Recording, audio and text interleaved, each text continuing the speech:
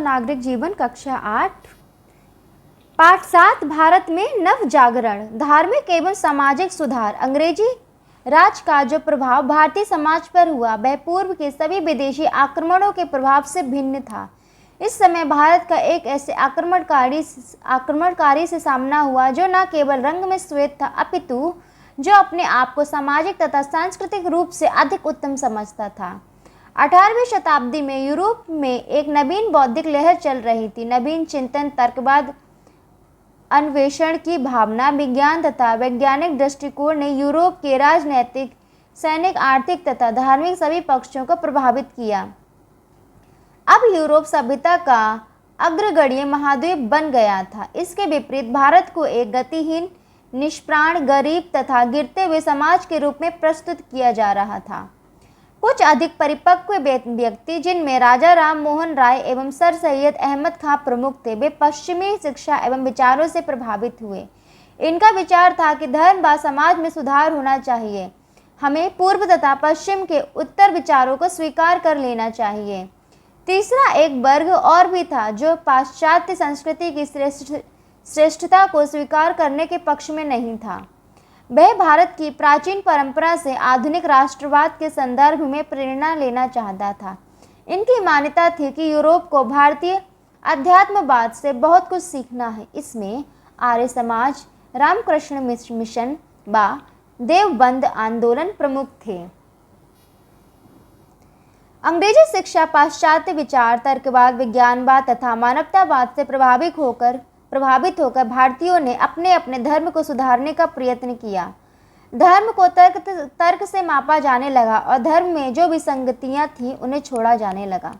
सामाजिक कुरीतियों के प्रति सामाजिक सोच में बदलाव आया। अंधविश्वास, कर्मकांड इत्यादि को तर्क के तराजू पर तौलकर धर्म में सुधार किया गया। धार्मिक सुधार आंदोलन, इन सभी के फलस्वरूप भारतीय समाज में कुछ धार्मिक व सामाजिक सुधार आंदोलन प्रारंभ हुए।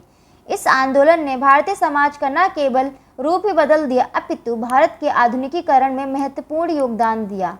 भारत में लगभग सभी सामाजिक कुरीतियां धार्मिक मान्यताओं पर आधारित थी, इसीलिए धर्म को सुधारे बिना समाज सुधार संभव नहीं था। भारतीय जीवन को विभिन्न पक्षों में इनका बहुत निकट का संबंध था, जैसे सती, विधवाओं को पुनर्विवाह पर निषेध तथा देवदासी प्रथा जैसी धार्मिक मान्यता समाप्त हुए बिना उनका सामाजिक कल्याण संभव नहीं हुआ। आइए कुछ समाज सुधारकों के योगदान को जानें। महिलाओं के लिए नए कानून। राजा राम मोहन राय 1774 से 1833 ईस्वी राजा राम मोहन राय ने बस 1828 में ब्रह्म समाज की स्थापना की। इन्होंने समाज सुधार के अनेक कार्य किए। बाल विवाह, बहुपत्नी प्रथा, जाति व्यवस्था, बलि पर्दा प्रथा का विरोध किया। विधवा पुनर्विवाह, अंतरजातीय विवाह, महिलाओं के अधिकार, महिलाओं की शिक्षा के पक्षधर थे। मूर्ति पूजा तथा व्यर्थ के कर्मकांडों में उनका विश्वास नहीं था। कष्टप्रद जाति व्यवस्था तथा अस्पृश्यता के विरोधी थे। वेद तथा उपनिषदों का स्थानीय बोलियों में अनुवाद किया। अंग्रेजी विद्यालयों, हिंदू कॉलेज, वेदांत कॉलेज की स्थापना की। यह है राजा राम मोहन रॉय।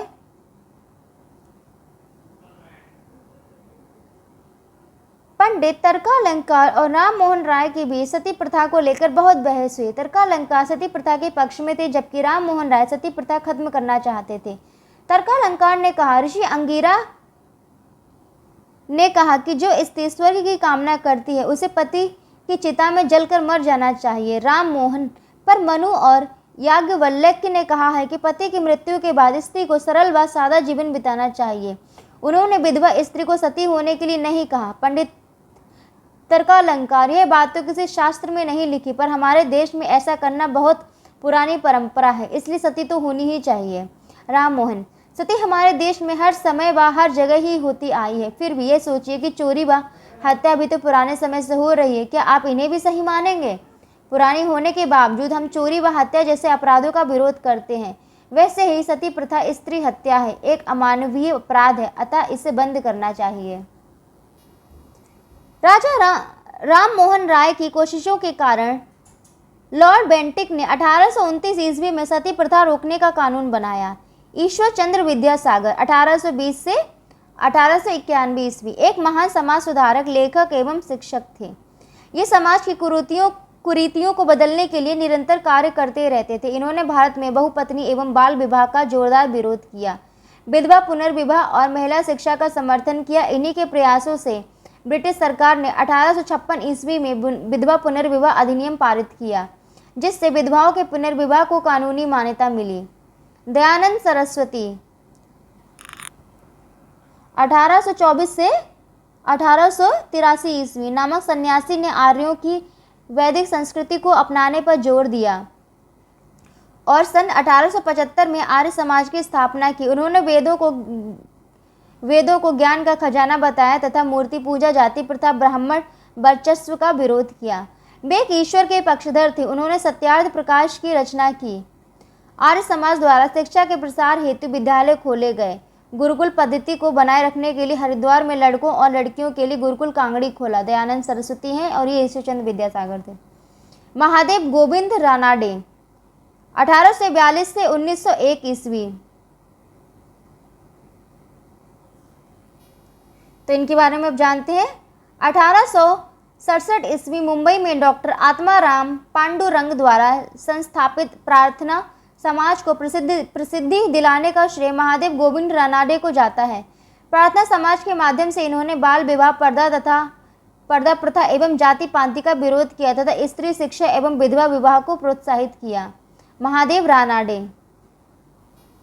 रामकृष्ण परमहंस 1834 से 1886 का भी योगदान महत्वपूर्ण था। ये भी एक ईश्वर की उपासना में विश्वास करते थे तथा पश्चिमी संस्कृति की अपेक्षा भारतीय संस्कृति को उत्तम बताते थे। ये हैं रामकृष्ण परमहंस।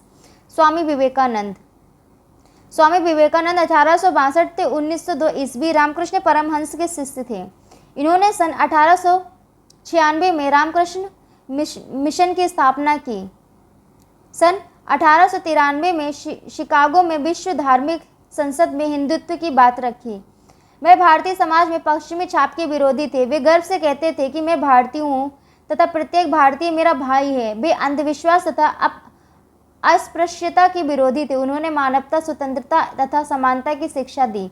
इन्होंने ज्ञान, भक्ति, योग और कर्म पर विशेष बल दिया। उन्होंने वैज्ञानिक सोच को महत्व दिया। मुस्लिम सुधार आंदोलन। सर सैयद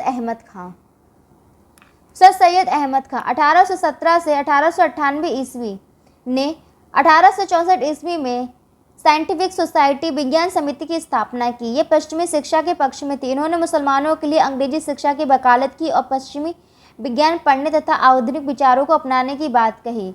वे मुसलमानों में पर्दा प्रथा, बहुविवाह, आसान तलाक व्यवस्था के विरुद्ध थे। इन्होंने मुसलमानों के लिए अलीगढ़ में एल्गो ओरिएंटल विद्यालय खोला। यही बाद में अलीगढ़ मुस्लिम विश्वविद्यालय के नाम से विकसित हुआ। पारसी सुधार आंदोलन। दादाभाई नौरोजी ने पारसियों में सामाजिक बुराइयां तथा धार्मिक अंधविश्वासों को दूर किया। उन्होंने पारसी समुदाय को आधुनिक भारतीय समाज के अनुरूप बनाने का प्रयास किया था। दलित जातियों के सुधार आंदोलन। ज्योतिबा फुले 1827 से 1890 ईस्वी का पूरा नाम ज्योतिराव गोविंदराव फुले था। इन्होंने सितंबर 1873 ईस्वी में महाराष्ट्र में सत्यशोधक समाज का गठन किया। ज्योतिबा फुले ने दलित माने जाने वाले लोगों की समस्याओं से संबंधित नाटक तथा पुस्तकें लिखी। इन्होंने दलित एवं महिलाओं के विकास के लिए शिक्षा की व्यवस्था की और विद्यालय खोले। ज्योतिबा फुले। सावित्रीबाई फुले 1831 से 1897 ईस्वी ज्योतिबा फुले की पत्नी थी। इन्होंने अपने जीवन को एक मिशन की तरह से जिया। जिसका उद्देश्य था विधवा विवाह करवाना, छुआछूत मिटाना, महिलाओं की मुक्ति और दलित महिलाओं को शिक्षित बनाना। इन्होंने पुणे में प्रथम बालिका विद्यालय की शुरुआत की। शिक्षा से जुड़े कार्यों के साथ साथ इनका सामाजिक कार्यों में भी सक्रिय योगदान था। महिलाओं का योगदान। एंटी बेसेंट ने सन 1882 में चेन्नई, जो कि मद्रास कहते हैं, में थियोसॉफिकल सोसाइटी स्थापित की। एनी बेसेंट की वैदिक धर्म में रुचि थी। उन्होंने हिंदू धर्म को विश्व के अन्य धर्मों से श्रेष्ठ बताया।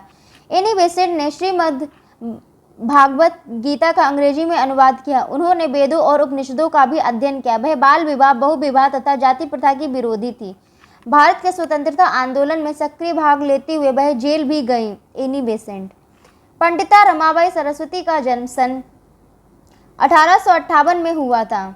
उनके पिता अनंत शास्त्री महाराष्ट्र के एक पारंपरिक ब्राह्मण थे। उन्होंने अपनी पत्नी को संस्कृत पढ़ाना शुरू किया। उनका इतना विरोध हुआ कि उन्हें गांव छोड़कर जाना पड़ा और जंगल में कुटिया बनाकर रहना पड़ा। वहीं रमाबाई का जन्म हुआ। अनंत शास्त्री ने अपनी बेटी को भी संस्कृत सिखाई और शास्त्र व पुराण पढ़ाया। जब रमाबाई केवल 16 वर्ष की थी तो उनके माता पिता दोनों का देहांत हो गया। अनाथ रमाबाई व उनका भाई जगह जगह भटकते रहे, पर किसी ने उन्हें आश्रय नहीं दिया, क्योंकि पढ़ी लिखी लड़की से सब कतराते थे और उसे दोष देते थे जैसे वह कोई पाप कर रही हो। रमाबाई घूमती घूमती जब कलकत्ता पहुंची तो वहां उनका बहुत स्वागत हुआ। वहां राम मोहन राय, विद्यासागर आदि से प्रभावित कई लोग थे जो महिलाओं के बारे में नए विचार रखते थे। वहां रमाबाई ने कई जगहों पर महिलाओं की हालत सुधारने पर संस्कृत में भाषण दिए। कलकत्ता के लोगों ने उन्हें पंडिता व सरस्वती की उपाधि दी। अब वे पंडिता रमाबाई सरस्वती कहलाईं। आगे जाकर रमाबाई ने ईसाई धर्म को अपनाया। रमाबाई ने अपना पूरा जीवन महिलाओं की मदद करने में लगा दिया। भारत में उन्होंने विधवा महिलाओं को शिक्षित करने के लिए शारदा सदन नामक आश्रम व स्कूल खोला। शारदा सदन में महिलाओं को कई हुनर व कार्य सिखाए जाते थे ताकि वे अपने पैरों पर खड़ी हो सकें। वे कहती थी, जब हम अपनी स्थिति सुधारने का प्रयास करते हैं तो कहा जाता है कि हम पुरुषों के खिलाफ बगावत कर रहे हैं और ये पाप है। दरअसल सबसे बड़ा पाप पुरुषों के बुरे कार्यों को सहना और विरोध ना करना है। महिलाओं की तरफ से पंडिता रमाबाई सरस्वती ने समाज से जो शिकायतें की, क्या वह तुम्हें उचित लगती हैं? अक्सर कक्षा में लड़कियां बहुत धीमे बोलती हैं या चुप रहती हैं, ऐसा क्यों? रमाबाई के विचार में इस बात का क्या कारण हो सकता है? इन सुधार आंदोलन के माध्यम से भारतीय समाज में व्याप्त कुरीतियों और रूढ़ियों को समाप्त करने का प्रयास किया गया। इनसे भारतीयों में नव चेतना तथा एकता की भावना का विकास हुआ। शब्दावली: नव जागरण, धर्म तथा समाज से संबंधित पुरानी परंपराओं एवं मान्यताओं में परिवर्तन लाने के लिए प्रयास। और नेक्स्ट वीडियो में आपको